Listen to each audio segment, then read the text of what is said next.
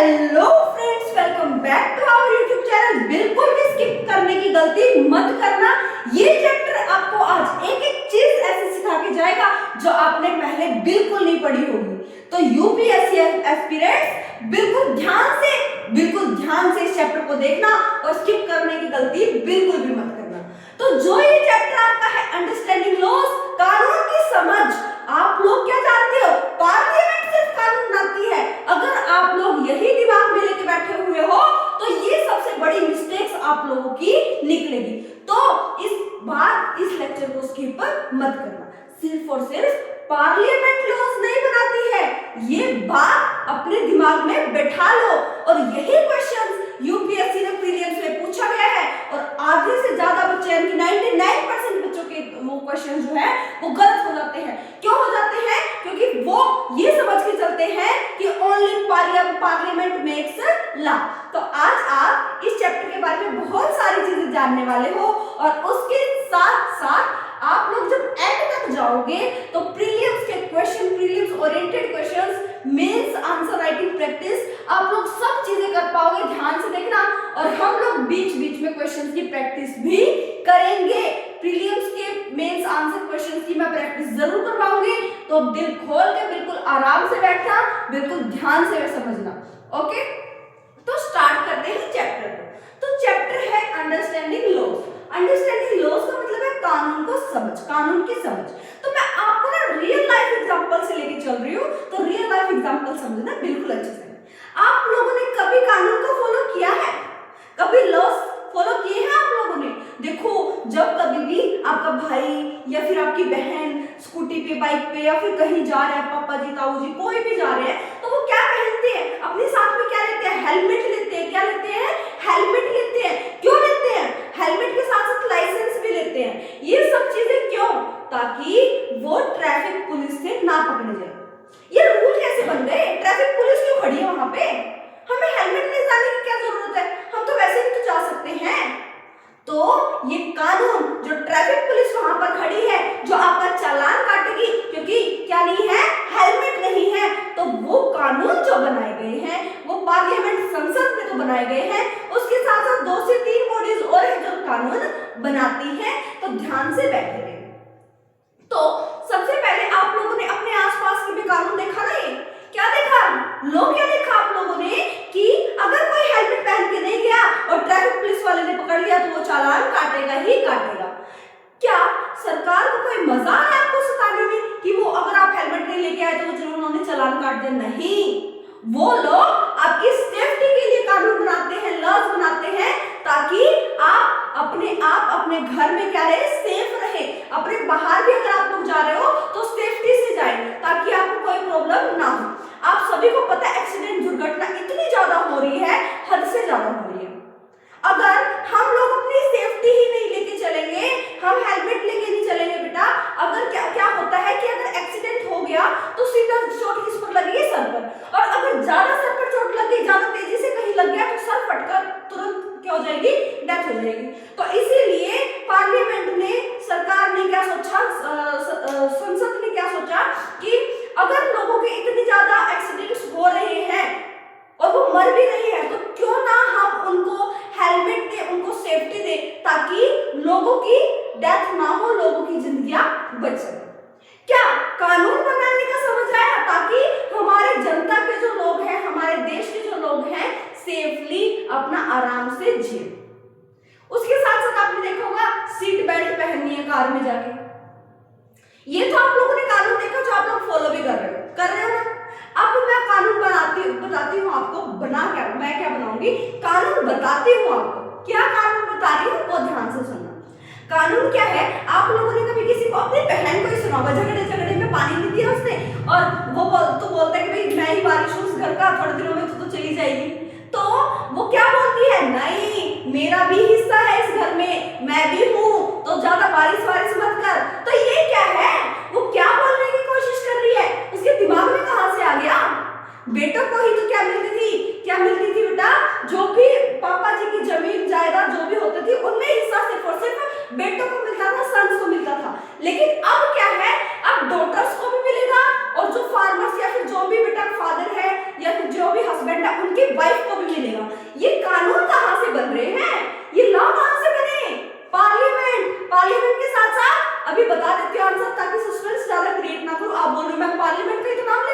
नहीं, पार्लियामेंट के साथ साथ स्टेट लेजिस्लेचर भी एक ऐसी है जो कानून बनाती है। स्टेट लेजिस्लेटिव की मैंने बात की है, हर बार बात की है, हर क्लासेस में बात हुई है स्टेट लेजिस्लेटिव की, जो आर्टिकल 12 में हमारे संविधान में लिखा गया, जो विधायिका है तो बेटा कानून तो बनाएगी ना। स्टेट लेजिस्लेटिव क्या है?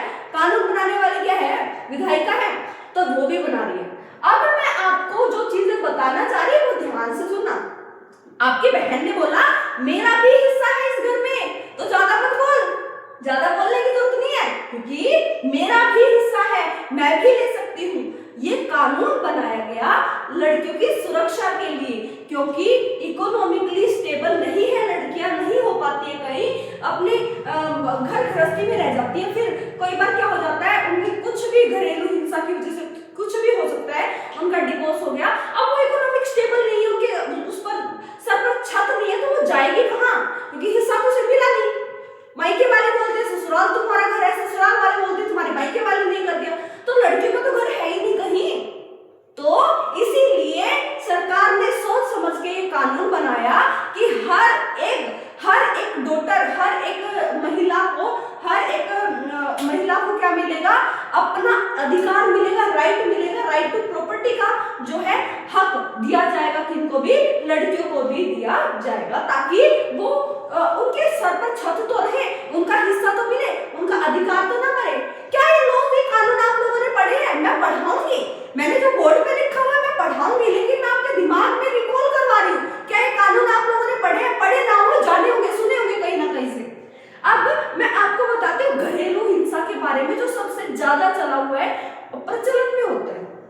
क्या होता है कि कोई भी ऐसा पुरुष, कोई भी फैमिली से एक ऐसा पुरुष होता है, कोई परिवार से एक ऐसा पुरुष होता है, एक ऐसा आदमी होता है जो या तो अपनी वाइफ को हमेशा पीटता रहता है, मेंटली टॉर्चर करता रहता है, या फिर अपनी लड़कियों पर या फिर अपनी बहनों पर हाथ उठाता है। कोई भी हो सकता है, किसी भी फैमिली में किसी भी औरत के साथ क्या हो सकता है? डोमेस्टिक वायलेंस हो सकता है, घरेलू हिंसा हो सकती है।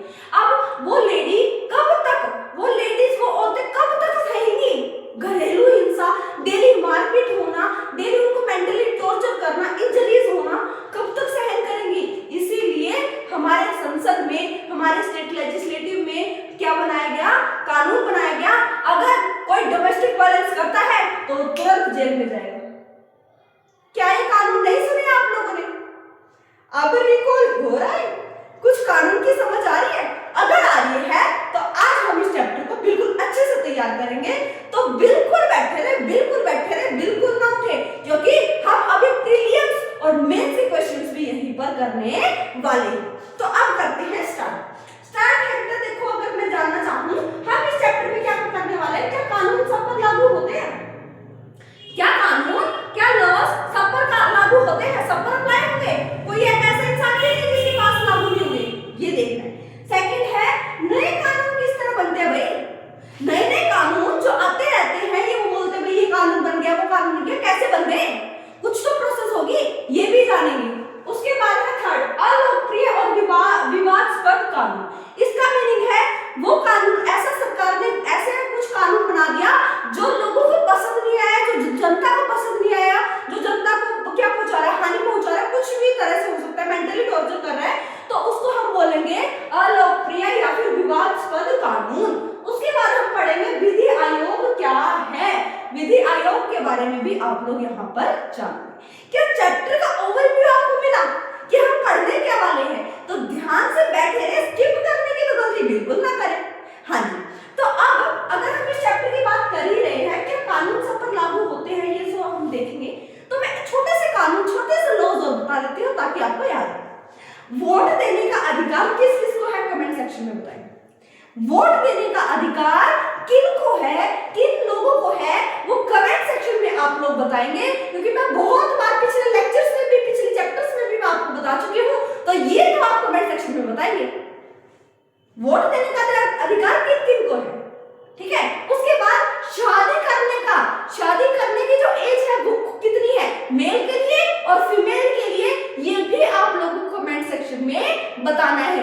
ये भी क्या है? कानून है, जो कि आप ही बताओगे कि ये कौन कौन से कानून, ये कब सब चीजें हुई है और कितनी कितनी एज इनकी होती है। क्या आपको क्लियर है?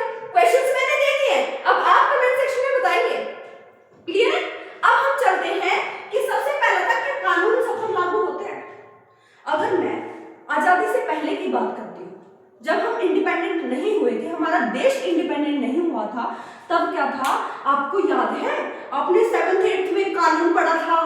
रोलेट एक्ट 1919, काला कानून जिसको बोला गया, वो क्या है?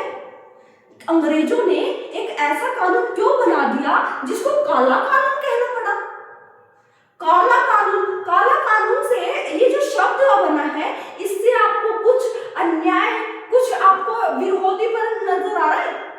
रोलेट एक्ट जो 1919 को अप्लाई किया गया, सुनाया गया कि रोलेट एक्ट लागू किया जाएगा और ये बनेगा, ये क्या था कि अगर कोई भी व्यक्ति अंग्रेजों के खिलाफ कोई भी मतलब विरोध करता है, फिर कुछ भी करता है या फिर उनके खिलाफ कुछ आवाज उठाता है, तो बिना किसी मुकदमे के, बिना किसी, कुछ भी नहीं होगा, ना ही तो वकील होगा, ना ही अपील होगी, ना ही दलील होगी। अंग्रेजों ने मनमाने तरीके से कानून बनाना शुरू किया। तो ये सबसे पहला कानून जो हमें याद आता है नहीं आता? क्या नहीं आता? ये सबसे गंदा और सबसे बेकार कानून बनाया गया, जो बनाया किसने? अंग्रेजों ने। क्या कानून क्या था? रोलेट एक्ट में क्या बोला गया कि स्वतंत्र भारत से पहले 1919 रोलेट एक्ट, जिसको काला कानून जिसको कहा गया, जिसमें न वकील, न अपील और न दलील, ये तीन चीज थी। ना ही वकील होगा, ना ही अपील होगी और ना ही दलील होगी। अगर अंग्रेजों को लगा इसने गलती की तो की, उसको मरना पड़ेगा या जेल में डालना पड़ेगा। तो ये सारी चीजें, ना वकील, ना अपील, ना दलील, ये जो कानून, इसी कानून को बोला गया रोलेट, ये काला कानून बोला गया। इसी कानून को क्या बोला गया? काला कानून। अब आप देखो ना, मैंने कुछ गलती नहीं की, मैंने बस उसको देख लिया, फिर उसके बारे में कुछ बातें कर ली, किसी ने मुझे देख लिया, मुझे लगा कि भाई तुरंत कुछ नहीं, ना ही वकील करना, ना ही कुछ, भाई मेरी दलील सुननी, ना ही कोई अपील, ना ही कोई माफी, कुछ नहीं, तुरंत डाल दिया जेल में। ये कैसा कानून है भाई? इसी को तो काला कानून कहा गया, इसी को काला कानून कहा गया, जो आप लोगों को याद रखना है। तो आजादी से पहले आप लोगों ने देख लिया, अंग्रेज जो है मनमाने तरीके से कानून बनाना क्या कर दिया? स्टार्ट कर दिया, शुरू कर दिया। अगर मैं बात करती हूँ स्वतंत्रता के बाद, बिफोर इंडिपेंडेंस हमने देखा काला कानून, आफ्टर इंडिपेंडेंस अगर हम बात करते हैं स्वतंत्रता के बाद क्या हुआ, हमारा क्या बन गया? सबसे फेवरेट, दिल जो बोला जाता है ना, सबसे फेवरेट क्या था? संविधान। हमारा कॉन्स्टिट्यूशन बन गया, जो कि क्या था? कानून थे, उसमें क्या थे? कानून थे, रूल थे, जिनको कोई भी ब्रेक नहीं कर सकता, कोई भी नहीं तोड़ सकता, चाहे वो प्रधानमंत्री ही क्यों ना हो। समझ रहे हो? चाहे वो हमारे देश का राजा प्रधानमंत्री ही क्यों ना हो, वो भी इन कानून को तोड़ नहीं सकता है। यही बोलता है कि कानून के समक्ष सभी व्यक्ति क्या होंगे? सभी मनुष्य बराबर होंगे। इसी को बोला गया कानून। अब देखो, स्वतंत्रता के बाद संविधान कानून का शासन, संविधान इक्वल्स टू कानून का शासन होगा, रूल ऑफ लॉ होगा। अगर ये कानून कोई तोड़ता है तो उसको क्या मिलेगी? सजा मिलेगी ही मिलेगी, पनिशमेंट मिलेगी ही मिलेगी। अगर कोई किसी के साथ डिस्क्रिमिनेशन, भेदभाव कर रहा है, तब भी सजा मिलेगी। अगर वो किसी भी बेसिस पर हो सकता है, अगर किसी इंसान को अपने धर्म में बनने के लिए इजाजत लेनी पड़ रही है, किसी को दबाया जा रहा है, उस इंसान को क्या दी जाएगी? सजा दी जाएगी। तो ये क्या है? कानून को ही तो तोड़ रहे हैं। Article 25 to 28, article 40 to 18, right to equality, right to freedom, right to life है, राइट टू रिलीजन। तो ये सारी चीजें आप लोगों को देखने को मिलेगी। संविधान जो कानून का शासन है, सभी व्यक्ति कानून के समक्ष क्या होंगे? बराबर होंगे। ये बात आप लोगों को याद रखनी है। क्या क्लियर हुआ? उसके बाद अगर हम चलते हैं, कानून आधारित शासन भारत में है, कानून आधारित शासन भारत में है। अब मान के चलो 140 प्लस करोड़ जनसंख्या हमारे देश की है, 140 प्लस करोड़। अब अगर मैं बात बनाऊं, 140 प्लस करोड़ जनसंख्या को संभालना क्या आसान बात है? बताओ, क्या आसान बात है? अगर मैं आपके घर में 10 से 20 बच्चे लाके खड़े कर दूं, छोटे मोटे, बड़े बड़े, छोटे, जिनमें अकल ही नहीं है, या फिर को मान के चलो किसी में अकल है किसी में नहीं है, मान के चलो आप लोग 20-25 बच्चे आपके रूम में भर दिए, क्या आप उनको संभाल पा रहे हो? टीचर तो संभाल पाता है, टीचर संभाल पाता है, लेकिन बच्चों के लिए रूल्स होते हैं। स्कूल्स में जाके देखो ना, स्कूल्स में जाओगे, रूल्स होते हैं, टाइम पर लेक्चर्स लगेंगे, टाइम पर फूड ब्रेक होगा, टाइम पर लंच होगा, टाइम पर लेक्चर्स लगेंगे, टीचर्स के आने के बाद बच्चे खड़े होंगे या फिर जो भी चीज़ें, ये रूल्स ही तो हैं। अगर एक छोटे से स्कूल्स में रूल्स चलते हैं, क्या इतने बड़े देश में, इतने बड़े लोकतांत्रिक देश में क्या रूल्स नहीं चलेंगे? अगर रूल्स होंगे ही नहीं तो हम जनता को संभालेंगे कैसे? सबसे बड़ा जो होता है ना, सबसे मेन चीज जो होती है, रूल है, तभी तो हम जनसंख्या को, तभी तो हम पॉपुलेशन को, तभी तो हम देश की जनता को संभाल पा रहे हैं, कंट्रोल कर पा रहे हैं। क्या समझ आया? तो बेटा, कानून आधारित शासन भारत में है 1870 का राजद्रोह एक्ट अंग्रेजी शासन के मनमाने की मिसाल था। वही चीजें जो 1919 में भी मैंने आपको बताई, रोलेट एक्ट आया, काला कानून आया, जिसमें ना वकील, ना अपील, ना दलील। इसी तरह 1870 में जब राजद्रोह एक्ट लाया गया, अंग्रेजी शासन के मनमाने की मिसाल थी भी, इसके मुताबिक कोई भी व्यक्ति ब्रिटिश सरकार का विरोध या आलोचना करता था तो उस पर मुकदमा चलाए बिना ही गिरफ्तार किया जा सकता था। तो ये 1870 में भी था और उसके बाद ज्यादा स्ट्रॉन्ग कब हो गया? 1919 में रोलेट एक्ट के तहत। तो क्या आपको समझ आया? इंडिपेंडेंस से पहले कानूनों का गलत इस्तेमाल, गलत कानूनों को लोगों पर, जनता पर थोपे जा रहे थे और उनको मानने पड़ रहे थे। कई लोग थे जो विरोध तो करेंगे ना, अगर वो हमारे ऊपर क्या कर रहे हैं, हमारे ऊपर जुल्म ढाएंगे, क्या करेंगे, हमारे ऊपर जुल्म तो ढाई रहे हैं, हमारे साथ बहुत सारी चीजें भी कर रहे हैं, गलत चीजें कर रहे हैं, तो क्या लोग विरोध नहीं करेंगे? और अगर विरोध कर भी रहे हैं तो सीधा जेल में डाल रहे हैं। मानो क्या ये सब चीजें ठीक है? तो ये कानून कुछ गलत भी हो सकते हैं। क्या आप लोगों को इतनी बातें समझ आई? अगर आपको इतनी बातें समझ आई तो रिलैक्स होना खत्म हो चुका है। ये मत सोचिए कि एनर्जी डाउन है, एनर्जी बिल्कुल भी डाउन नहीं है। तो थोड़ा सा और ज्यादा जोश में आ जाइए, क्योंकि अब कुछ देर बाद हम लोग प्रीलिम्स और मेंस क्वेश्चन की प्रैक्टिस करने वाले हैं, जो आपके लिए जरूरी है। तो ध्यान से लेक्चर को सुने, ऐसे ही पेन को ना चलाएं, ध्यान से लेक्चर को सुन ले। हाँ जी, तो अगला आता है हिंदू उत्तराधिकारी संशोधन अधिनियम 2005। ये मैं आपको पहले भी बता चुकी हूँ। इसमें क्या है कि कोई भी इंसान है, अगर उनकी बेटी है, उनकी कोई पत्नी है, वाइफ है, तो उनको भी बेटों के समान ही क्या मिलेगा? संपत्ति में अधिकार मिलेगा। यही बोलता है हिंदू उत्तराधिकारी संशोधन अधिनियम। बेटे बेटियों और उनकी माँ तीनों को परिवार की संपत्ति में बराबर हिस्सा मिलेगा। पहले कहाँ बेटियों को या फिर उनकी माँ को क्या मिलता था? हिस्सा नहीं मिलता था, जायदाद में हिस्सा कहाँ मिलता था? बेटों को मिलता था। तो ये इस अधिनियम, इस कानून के बाद क्या हुआ? अगर लड़कियों के ऊपर कोई भेदभाव हो रहा है, कोई जबरदस्ती कर रहा है कि भी ये नहीं करना, वो नहीं करना, तो वो अपना हिस्सा वहां से मांग सकती है। और ये कानूनी क्या है? लीगल है। ये क्या है? लीगल है। तो आप लोगों को याद रखना। उसके बाद अगर मैं बात करूं कानून किस तरह बनते हैं, भाई कल चैप्टर में हमने क्या पढ़ा? पार्लियामेंट हमने पढ़ा। उसमें हमने क्या पढ़ा कि कानून कौन बनाता है? पार्लियामेंट। अब आज मैंने बोला नहीं भाई, पार्लियामेंट थोड़ा ना बनाती है कानून। नहीं, पार्लियामेंट नहीं बनाती कानून, पार्लियामेंट बनाती है, लेकिन उसके साथ साथ स्टेट लेजिस्लेटिव भी है जो कानून बनाती है। ये बात आप लोगों को याद रखनी है। ये क्वेश्चन आया हुआ है, मैं आपको भी दिखाने वाली हूँ, सब शांति से बैठे, बिल्कुल इंटरेस्टिंग मोड में चीजें आने वाली है। तो अब अगर हम देखते हैं, कानून बनाने में संसद की एक महत्वपूर्ण भूमिका होती है। कानून बनाने में सबसे ज्यादा महत्वपूर्ण भूमिका किसकी होती है? संसद की। और उसके साथ साथ कानून कौन बनाता है? State legislative. याद रखना इस चीज को। उसके बाद आज मैं बात करती हूँ, संसद लोगों के सामने आ रही समस्या के प्रति संवेदनशील है। मान के चलो, संवेदनशील का मतलब है अगर जनता के सामने बहुत सारी कठिनाइयां, प्रॉब्लम आ रही हैं और उनका सॉल्यूशन अगर किसी कानून से हो सकता है तो क्यों ना बनाए भाई।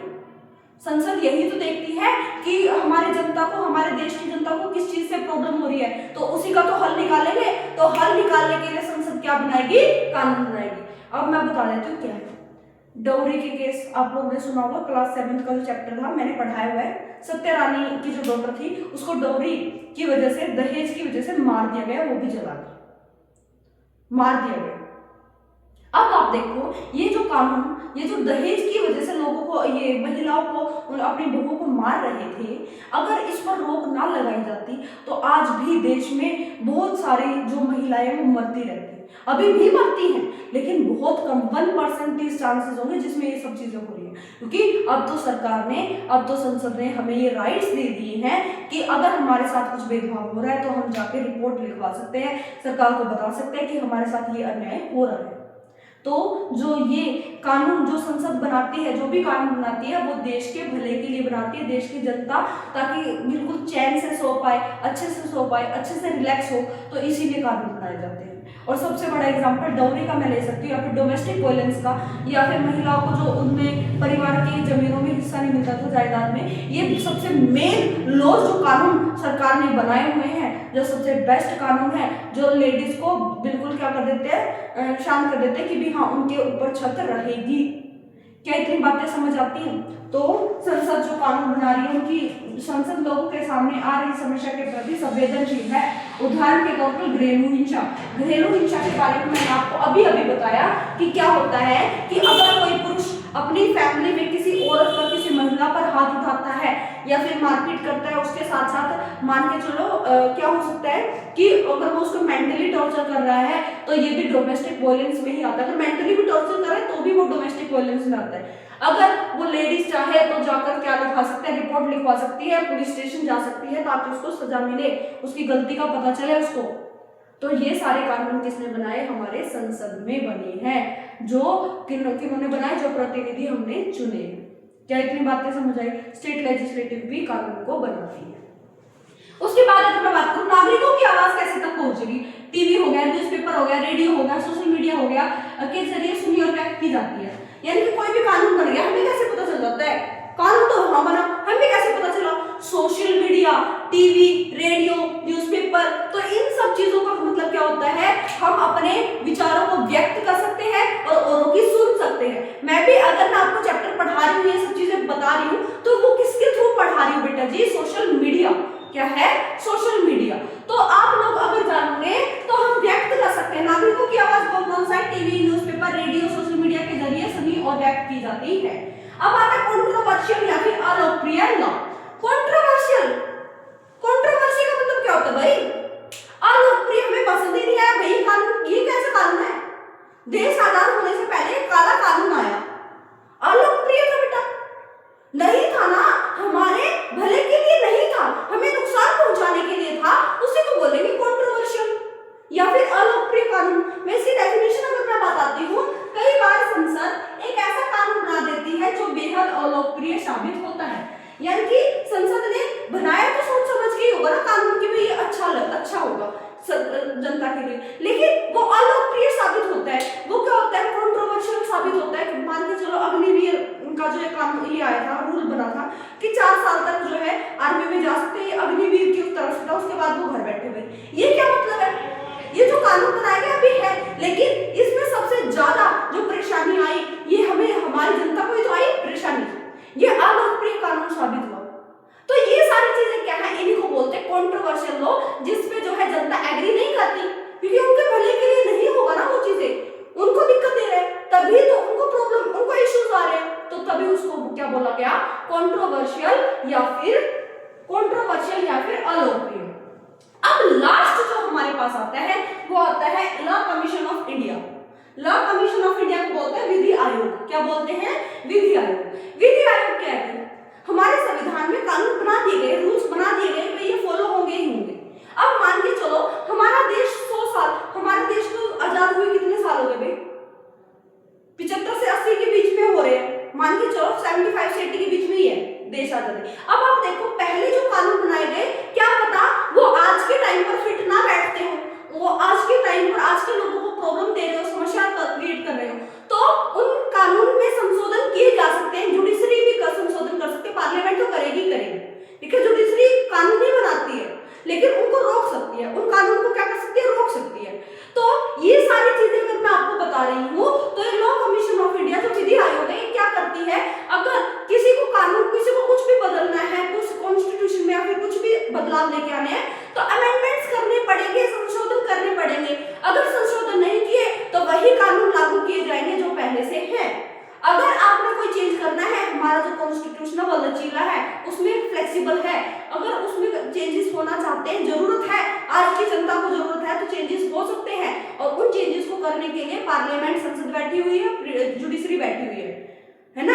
अगर मैं आपको अभी केस बताती हूँ, एक इंसान था, जो एक व्यक्ति था जिनको 10-15 साल हो गए थे कि भी वो वेंटिलेटर पर ही था। उसको मतलब बॉडीज जो है, जो भी ऑर्गन्स उसके चल रहे हैं, मशीन्स की मदद से चल रहे थे, वो ठीक ही नहीं हो पा रहा था। तो क्या हुआ, सुप्रीम कोर्ट ने उसको क्या दिया कि भी इच्छा मृत्यु का क्या दे दिया, आदेश दे दिया भी अगर मतलब अगर नहीं हो पा रहा है, ठीक ही नहीं हो पा रहा, मशीन्स की वजह से चल रहा है, तो इच्छा मृत्यु का आदेश दे दिया भी वो चलो अपना भगवान का नाम लेके वो जा सकते हैं। तो ये सुप्रीम कोर्ट ने लॉ डाला, कानून डाला, तो ये संशोधन हुआ, संशोधन हुआ। ये एक्ट जो हुआ ये एक बहुत इंपॉर्टेंट एक्ट है जिसमें वो इच्छा मृत्यु का जो मिल रहा है। क्या समझ पा रहे हो? ये जो लॉज है, ये जो कानून बन रहे हैं, फिर और भी कुछ चीजें हैं जिनमें चेंजेस करने हैं, तो अगर चेंजेस नहीं होंगे तो उससे पहले जो कानून बने गए हैं वही फॉलो किए जाएंगे। तो अब यहाँ पर हो जाता है चैप्टर फिनिश। क्या आपको समझ आया या नहीं आया, पहले तो ये बता दो। और अब जिसका आपको इंतजार था वो घड़ी आ चुकी है। अब हम लोग प्रीलिम्स और मेंस क्वेश्चंस की प्रैक्टिस करेंगे, तो दिल थाम के बैठिए और उसके साथ साथ इसको क्या कर लीजिए, स्क्रीनशॉट या फिर साथ साथ नोट्स बनाते हुए चलिए। 1 सेकंड आपके पास, जल्दी स्क्रीनशॉट लीजिए ताकि मैं इसको मिटा सकूं और आपको प्रीलिम्स मेंस के क्वेश्चंस करा सकूं। ओके, तो इसको मैं कर रही हूं इरेज। तो अब हम इस चैप्टर को पढ़ते हैं। इस चैप्टर के जो हमने जो जितनी भी चीजें पढ़ी, अब हम उसको अप्लाई करेंगे प्रीलिम्स मेंस के क्वेश्चन में, और आप बताना कि क्या आपको समझ आया या नहीं। हाँ जी, तो बेटा जी मैं आपके जो क्वेश्चन है लिख के लेके आई हूँ, क्योंकि इसमें था नहीं, टाइम नहीं था। देखो ये क्वेश्चंस जो है मैं आपके लिए लिख के लेके आई हूँ।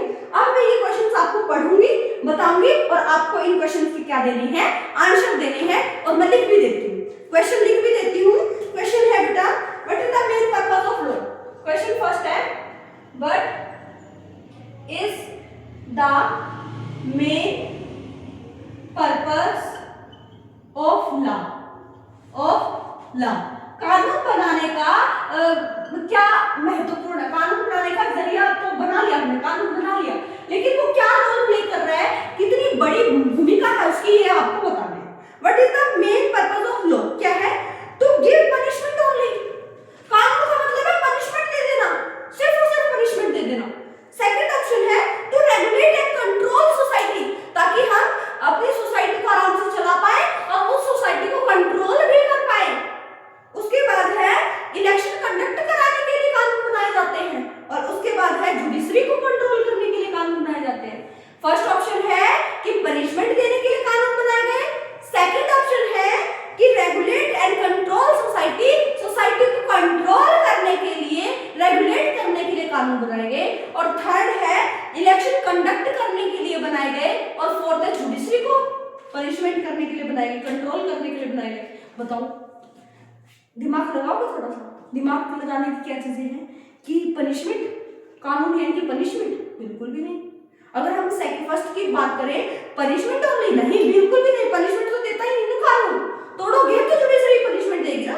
सेकंड है सोसाइटी को कंट्रोल करने के लिए कानून बनाए जाते हैं, बिल्कुल ठीक, हमारी जनता को कंट्रोल करने के लिए कानून बनाए जाते हैं, उनकी सेफ्टी के लिए कानून बनाए जाते हैं। जैसे मैंने आपको ट्रैफिक रूल्स के बारे में बताया, तो ये सब चीजें क्या उनकी सेफ्टी के लिए है। तो सेकंड ऑप्शन है आप लोगों का correct, to regulate and control society. क्या है, to regulate and control society, to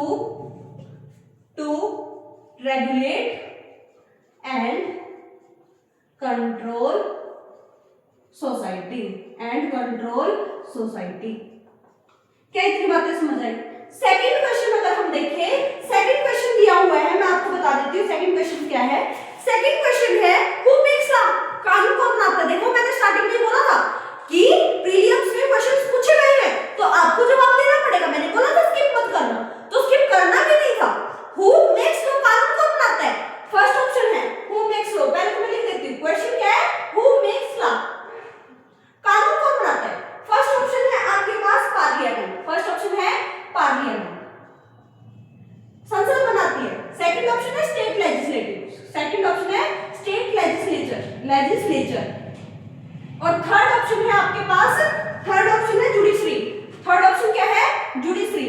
और फोर्थ ऑप्शन है आपके पास both A and B, both A and B. अब बताइए हु मेक्स लॉ, कानून कौन बनाता है।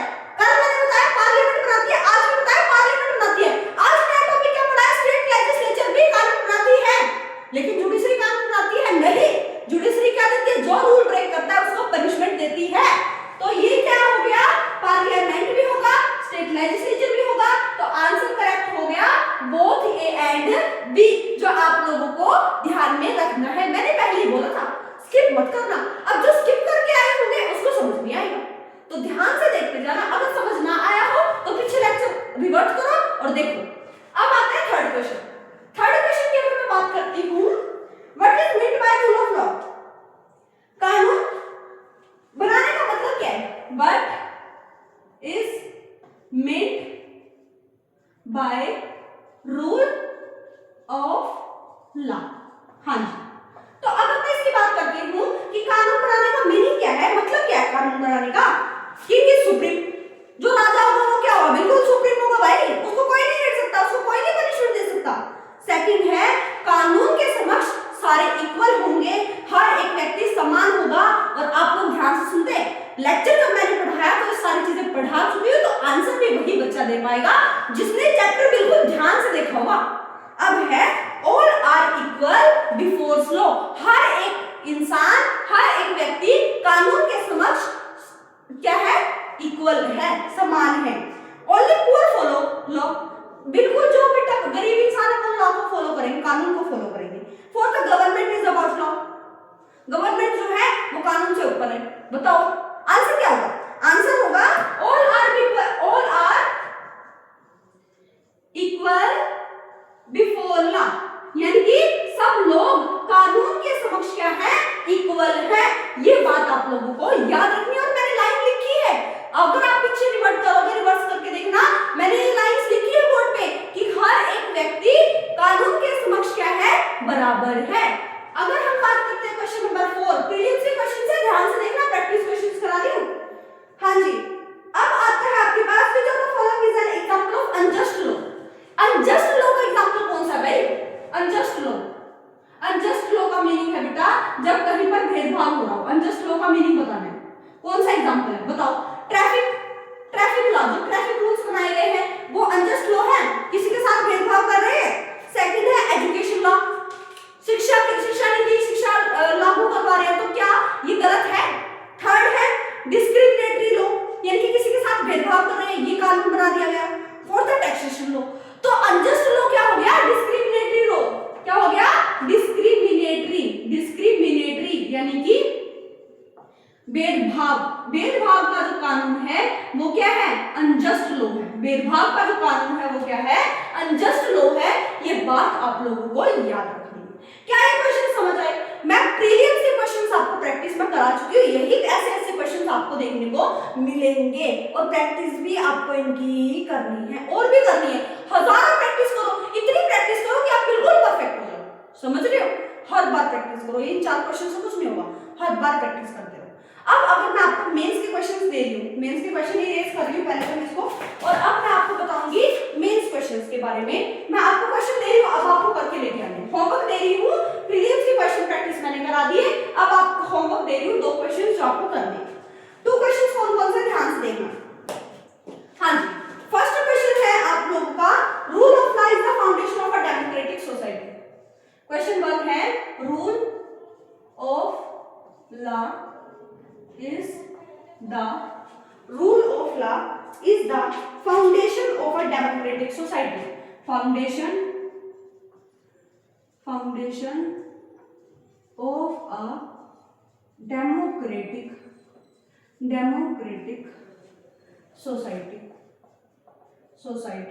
democratic society। ठीक है, अब क्या करना है, एक्सप्लेन विद सुटेबल एग्जांपल्स। इसको एक्सप्लेन करो एग्जांपल्स के साथ, explain with suitable examples। Okay, अब मैं आपको नेक्स्ट क्वेश्चन दे रही हूं, क्वेश्चन नंबर 2। सेकंड क्वेश्चन है laws are not always fair. Laws are not always fair. Laws are not always fair, explain with examples.